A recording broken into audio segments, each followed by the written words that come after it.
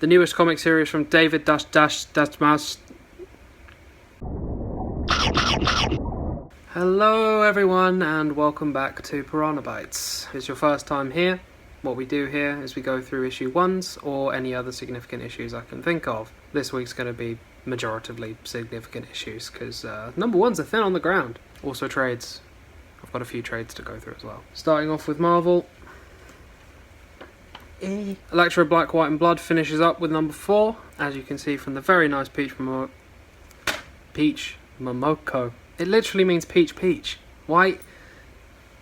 As you can see from the cover from Peach, she's got a story in here, which is very fun because her Demon Day stuff has been amazing. I'm very much on board for when she wants to do books. Also, Kevin Eastman, Mr. Turtles himself. You have no reason not to pick up this book. New Mutants 25 is a new launching point for the New Mutants. 24 was the end of that story arc, and this is now a new jump-on point. Love me a bit of magic. Savage Avengers number 1, it is restarting. Marvel have just lost the license for Conan, so let's see how long he sticks around. But Black Knight's in it, and Elektra Daredevil's in it, and Anti-Venom's in it. Yeah, boy! Spider-Punk 2nd issue. The covers continue to be incredible. Everything about this book continues to be an absolute vibe. I'm just so happy this series exists, man. Thor 25 is the 2nd issue of the Banner of War crossover. You can see from the part 2 up there.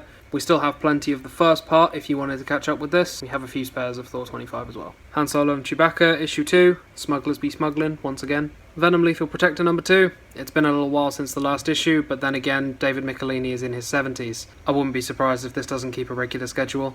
Continues to be a lot of campy retro fun though. Look at it. X-Men Red issue 2, Storm stepping up. I really love the idea of the Araco mutants, being this separate entity. Krakow was all well and good, but we need a little bit of diversity from the X-Men. It's always what made them unique. And if they're all just living on the same island, you don't really get that very much. So Araco was a nice breath of fresh air for that. The Martian mutants are a lot of fun. DC next.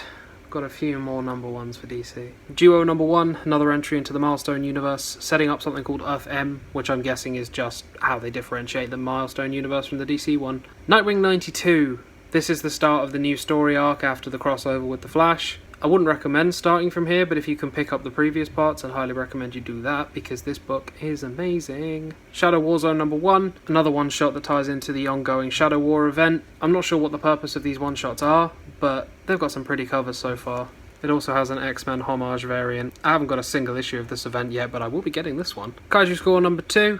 For anyone who got the first issue, the second is out. I said it for the first one, but I'll say it again. For any fans of big old monsters and bank heists, get on this. So I'm only calling this one out because I forgot to call out number 1. We ran out of copies before I could. The newest comic series from David Mouse.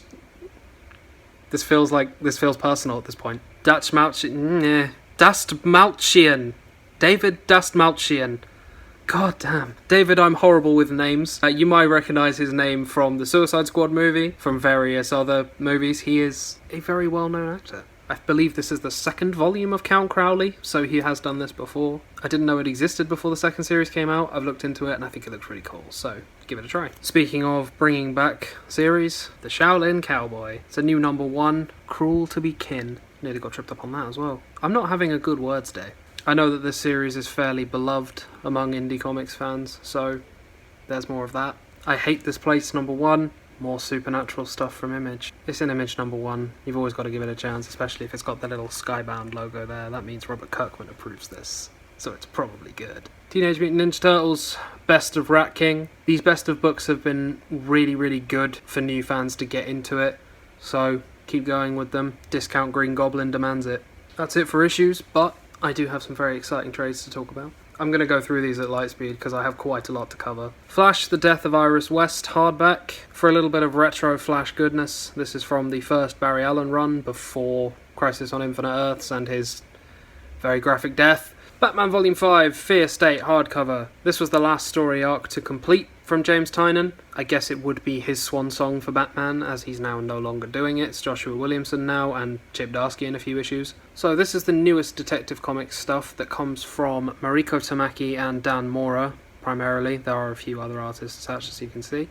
I don't need to say again how much I love Dan Mora. If you've watched any of these before, you know how much I love Dan Mora. This was a continuation, or I guess prequel, maybe. I'm unclear how Future State works anymore. It ties into Future State. There you go. It ties into Future State. That's all I got for you. Also, Huntress is in it. We love a bit of Huntress. I'm only throwing this one in because I really like it and we rarely have it in. Skyward Volume 1. This is about a world where gravity no longer works and you have to propel yourself around using, I think it's fire extinguishers or guns. Otherwise you will float into space. It's a ridiculous premise, but a really, really great, heartfelt book. Oh boy, it's Spider-Man o'clock. Amazing Spider-Man Edge of Spider-Verse. So this is all the one-shots that led into the big Spider-Verse event, including the first appearance of Gwen Stacy, Spider-Gwen herself. Also includes the first appearance of Penny Parker, Spider. You remember her from the Spider-Verse film, I'm sure. She's a bit different in here, but I'm sure you'll like it anyway. Which leads me nicely into the big boy. This is the Spider-Verse event with every single tie-in you could possibly want in it. There is a huge amount of content in this book. Just that whole thing there is just what's in here. Spider-Verse was a massive but also very fun event. If you enjoyed No Way Home and or the Spider-Verse movie, grab this. You'll love it. A little bit of a lesser known Spider-Man series now.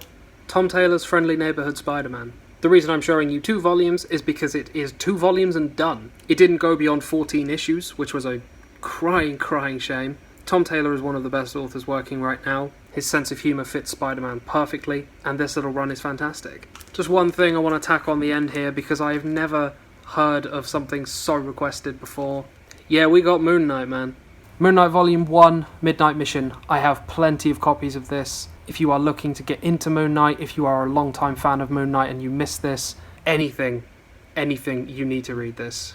It is so good. Bit of a long one this week, but that is all from me. If you like what you've seen, please like and subscribe to let us know to keep doing what we do. If you're a big fan of erratic comic fans, you'll love this page.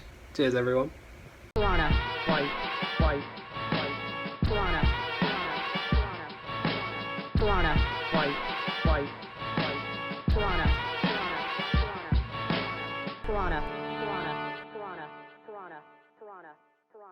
Kevin Eastman doing an Electra book? Alright.